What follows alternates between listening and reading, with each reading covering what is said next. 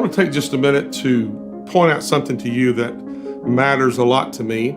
And once you think of it and I show to kind of tell you about it, it might matter to you. It may not. But if it does, I think it might strike a chord. When I was a boy, we didn't have television. So reading was my hobby. That's what I enjoyed doing. I loved it. I remember being in Olson Elementary School in Aldine School District, and I was the first kid that read every biography in the school. There probably wasn't that many, but when you're in the 5th grade, it's pretty cool. I found out something that I needed to know. And that is, I don't have to make mistakes if someone else has made them, and I can read what they did. I'm not a baker. If you bake, you probably know, okay, don't put that in with this. I mean, I heard my wife say one time, don't mix that so hard that she put some eggs into something. She said, you're going to end up scrambling the eggs. I wouldn't have known that, but she does. She knows how to cook. She knows she's a chef. She knows what to do. When I study people, read their stories, get to know who they are. I learn from their mistakes, and then I learn from the right things they do. Let me show you this. These books right here, probably the oldest books in my library. This is the autobiography of Benjamin Franklin. He's one of our founding fathers.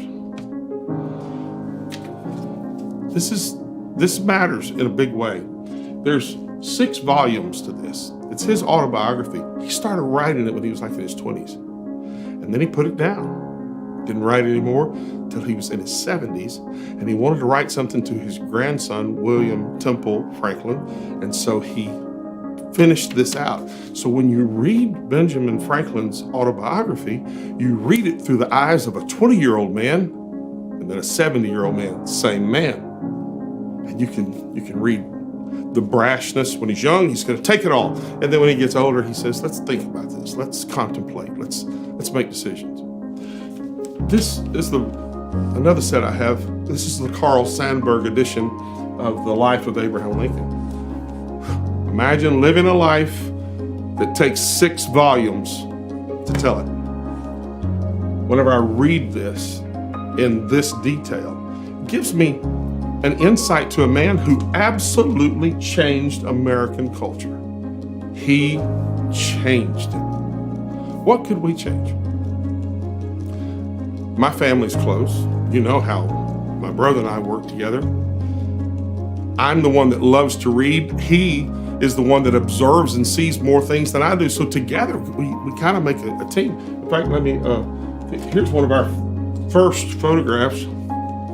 I'm 10 or 11 maybe, and he's 5 maybe, or something like that, I don't know. I want you to notice that I'm carrying him. He's on my back. I've been carrying him for all these years, and I still do.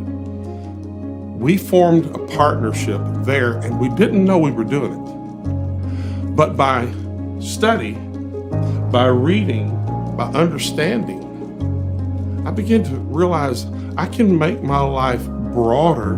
I don't have to live 50 years, 70 years, 90 years to learn it. I can learn it in my 30s if I'll read it. I want to encourage you. You're not too old to start reading. If you're not, read everything. Get your kids to read. That's a huge part of expanding their mind, expanding their world.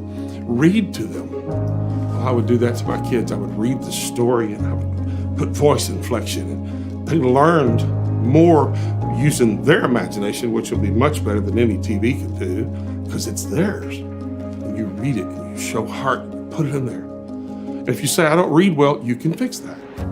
If you say, I don't enjoy it, you have to find something you like.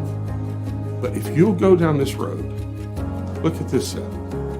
That's C.M. Ward, the whole set of Revival Time pulpit. I don't know how many sermons are in there, but I've read them. And I get to pull back on all that history. I get to pull back on all that knowledge. And I get to put it in my life and use it today. You can have the broadest, biggest, widest, tallest, highest life you want if you'll open your mind and read.